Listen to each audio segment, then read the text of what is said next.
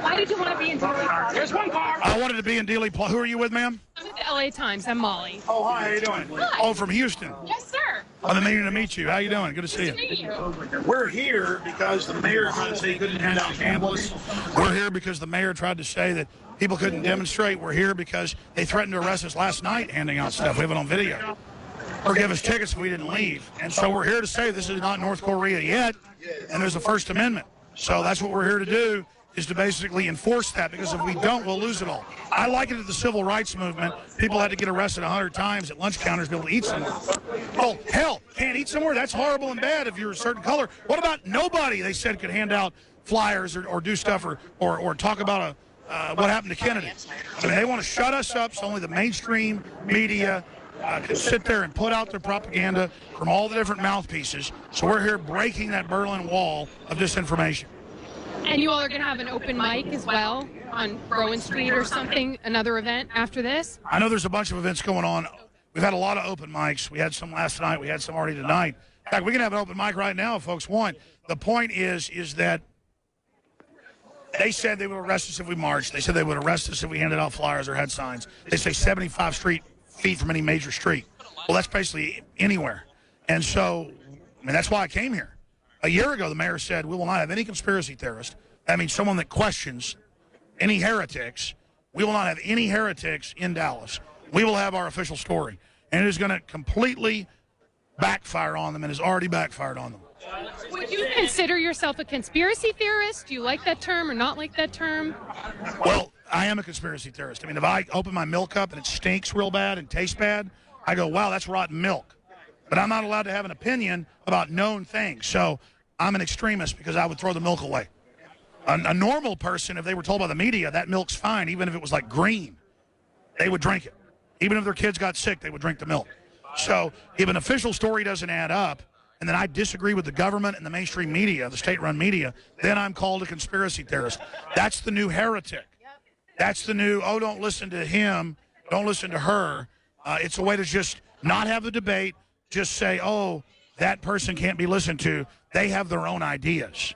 So I'm very proud of that label, because when people see that, state-run media has about 16% approval rating in the Gallup polls and others, 16, 17%, depending on the poll, and they still just say conspiracy theorist. So that's almost a badge of honor when they give that to you. I mean, I would imagine if Hitler would have had a term like conspiracy theorist, he would have called his detractors that. And what do you think about the JFK assassination? What is your take on that? I mean, we know. I've interviewed LBJ's mistress. I've interviewed his lawyer, Bar McClellan. I've looked at the House committee on the assassination investigation. I mean, I've looked at all the evidence, and the official story is a fairy tale. No matter if they trot Bugliosi or Tom Hanks out, tell us how great it is. The official story is a fairy tale, just like Gulf of Tonkin. I mean, that was declassified 20-something years ago that it was staged. They didn't officially declassify it all until 2004. I'm still called a conspiracy theorist for saying Gulf of Tonkin was not real to get us into Vietnam. So whatever. It's the media countering on the public's ignorance to say someone, when we catch the establishment in the lie, catch them in fraud, all they can do is just say, oh, that's a conspiracy theorist. You know, it's like with Obamacare. We said, look, it's designed to double your rates, written by big corrupt insurance companies to shut down their competition, consolidate the market, lower the care. It's not going to work. It's not designed to work. People said, that's a conspiracy theory. Well, now, I guess I'm a conspiracy theorist. I'm proven right. What do you think the crowd out here says about that, about conspiracy theorists and how many people believe? I mean, most polls show over 80%, some higher, don't believe the official story. I mean, even the Secretary of State says he doesn't think Oswald acted alone, trust like the Russians would do it. Kennedy was stopping war with the Russians. Why would they kill him? He'd made peace deals with them. The military-industrial complex that Eisenhower warned us of killed him. But I guess the general and the president said, look out for a technological corporate elite controlling the military-industrial complex. That's his full 21-minute speech. And I guess he was wrong, too. He said, watch out for a government takeover. We see military takeovers and shadow government takeovers in Latin American countries, African countries, Asian countries, European countries, but it can't happen here. Not in America. That's a conspiracy theory. So we're just talking about the real world. And if you live in the real world and not fantasy land, you're called a conspiracy theorist. And that's all the establishment's got, and I hope they keep using that tactic because it's not working. Well, how much of this do you think is going to get out to the rest of the country or to the international media? Because there's a lot of media that's up there, sort of camped out in the parking. That's right. They camp out in the parking lot, and they get press releases from the government, and then they vomit them back and regurgitate them, and then local media vomits it back out. They're repeaters. We're already talking to millions of people on Infowars.com. We're already on syndicated radio. We're already rolled in a micro transmitter in here to be on the air in Dallas. 'Cause I used to be on the Dallas on a commercial station. Not anymore. They sold it. So now I'm on 100.4, 104.1 right now to get it out just for 3 days. Just as an act of defiance. Just another little tidbit. So we're doing all of that. We are the media. We're just as important as so-called dinosaur state-run media or kleptocrat corporate-owned media. And we don't have a history of being paid off and run by them, and we're more accurate. And we tell people what we really think and what we stand for. Freedom. We have a bias. It's freedom. It's justice. It's liberty. And so we're very proud of the fact that we're open about our views and what we do. And so we're very happy that the corporate media still thinks they're dominant and still sits up there, getting drunk over there, doing nothing, waiting for government press releases. We're out here actually with the people, actually covering what's happening, actually looking at the violations of free speech and changing history to where we just won't be intimidated by the cops because the mayor said so and just turn everything over to the prostitute media. Well, and Kennedy talked about some of that during his presidency, right, about government transparency. And what do you sort of see his legacy as? He warned. In fact, there's famous speeches. I think one he gave at Columbia and a couple others where he warned about monolithic groups and how communism was a monolithic conspiracy, but that we could have our own conspiracies here at home of powerful groups getting together who didn't want a free country. Why not just have a powerful group take the government over, shut down your competition? That's monopoly capitalism. He was warning about that. It's just as big a threat as communism, any monopoly centralized system. And so, yes, Kennedy was going to abolish the Federal Reserve. He signed the executive order to begin it. He was looking at ending Vietnam. He'd been a hawk. He'd bought into all of it. And then they came into him with L.L. Lemnitzer and the Joint Chiefs and said, we want to blow up U.S. military bases and blame it on Cuba. And he said, man, you're fired. I'm not going to stage a false flag and go to war with them and then the Russians. Curtis LeMay wanted to nuke Russia and have a nuclear war. That's what Dr. Strangelove's about. It was made right after Kennedy was killed. It's all on record. That movie's like Bland Corporation's Rand Corporation. And that's basically what they wanted to do. And Jack T. Ripper is an archetype of Curtis LeMay. Kubrick's on record. He had all the insiders telling him what was going on. So Kennedy said, no, I don't want nuclear war. I want to have grandkids. It wasn't perfect either. I don't romanticize Kennedy. His dad was a gangster, all the rest of it. But he didn't want to have nuclear war. He wasn't insane. So they killed him. Real simple. What do you plan to do tomorrow? Do you think that there's sort of a follow-up to do while people are still here? Do you feel like people will be watching? Oh, yes. We're going to have live streams, audio streams, my syndicated radio show. I'll be broadcasting from on the street, walking around like this, not in some ivory tower getting government press releases. And we're going to march down here from Belo Gardens, kind of the local establishment media around here that pushes the official fairy tale that Lee Harvey Oswald acted alone with Rudolph the Red-Nosed Reindeer and Santa Claus. And so we're going to be marching down from there to here. We're going to march at 11:30, get down here at about 12, and then basically let the establishment media, the government crones, all of them know, the dinosaur media, that we're not going along with their fraud. So, again, we're here for First Amendment first and foremost, and then the whole Kennedy cover-up secondary. But the fact that they tried to restrict us, as the mayor publicly did, I had cops tell me last night, we're going to arrest you or we're going to ticket you if you don't leave. And then today I had police say, we're not going to enforce that now because we stood up to them. They want to just corner us by ourselves. I've talked to my reporters who have been by themselves. I've talked to other people. When they're by themselves, they come over and say, you can't hand that out. But when we're here with coverage, they back off like wolves. I mean, this is like North Korea or Tiananmen Square in the making. If you get any quote in there, I mean, think about the democracy demonstrators and what happened to them. We all knew that was wrong. They just wanted to peaceably assemble. They tried to tell us we couldn't do this. They'd like to make this communist China. So what'll be the correct response tomorrow if you feel like there's sort of a crackdown on things? How would you like people, people who listen to you, the people who are out here, to respond to that? If there's a crackdown, I'm going to get on an emergency broadcast and ask people to rally to me, and then we're going to go over the barriers like Tiananmen Square.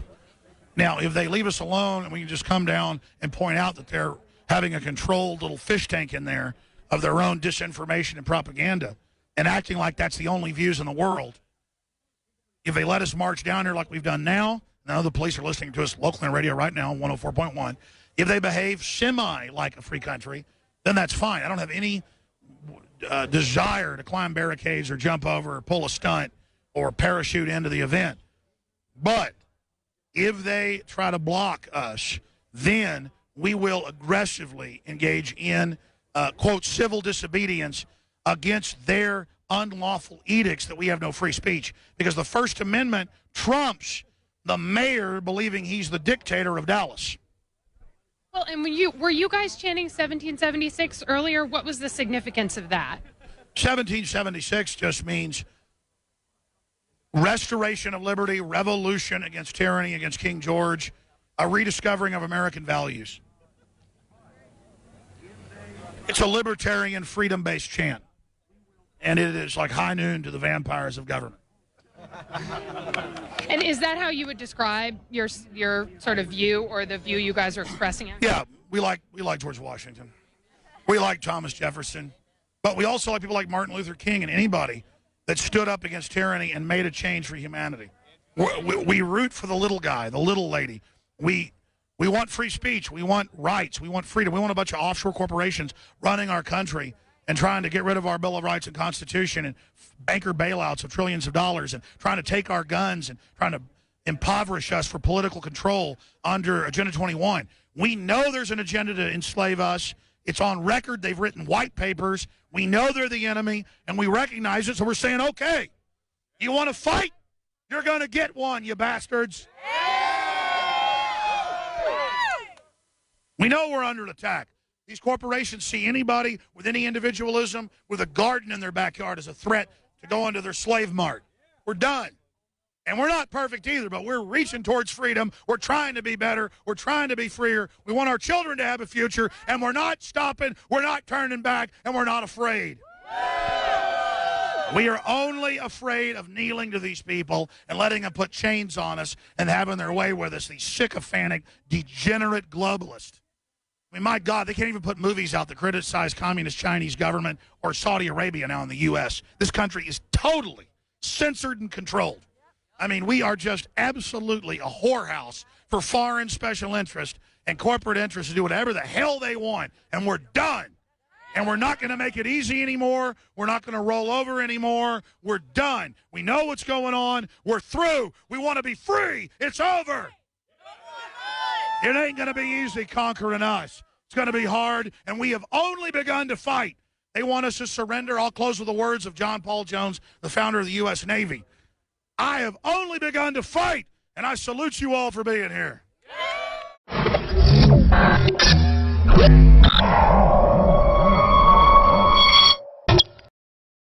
This is a conspiracy by the technocrats, by the ruling elite, by the eugenicists that want to dumb us down. This is the iodine conspiracy.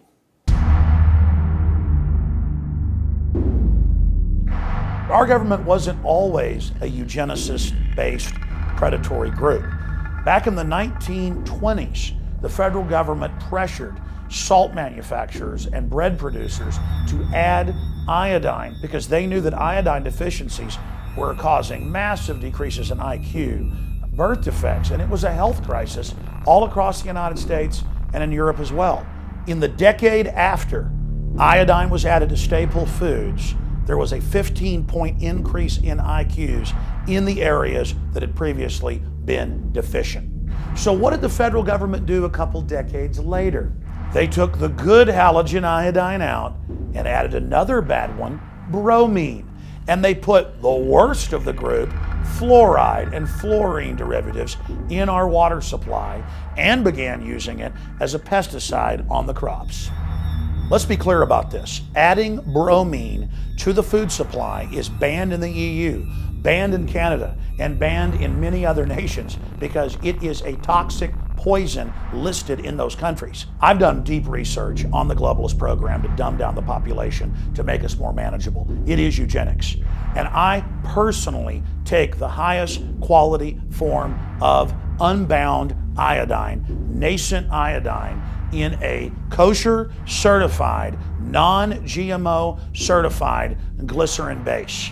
I've interviewed the experts, people like Dr. Brownstein and pharmacist Ben Fuchs, and of course, Dr. Edward Group. And across the board, the consensus is iodine is the missing piece of the puzzle. And not just iodine, but high quality, unbound, pure iodine. Bottom line, this is something on record our bodies need. I've gone out and found the best source for myself and my family. I hope you'll visit InfoWarsLife.com and get our InfoWars Life Survival Shield. It really does incredible things. And we've gotten nothing but positive reviews from our listeners. And this also helps support our news operation and the info war while we get the iodine we need and block the fluoride and the other members of the halogen that are so bad for our bodies. Check out the information. Do the research for yourself.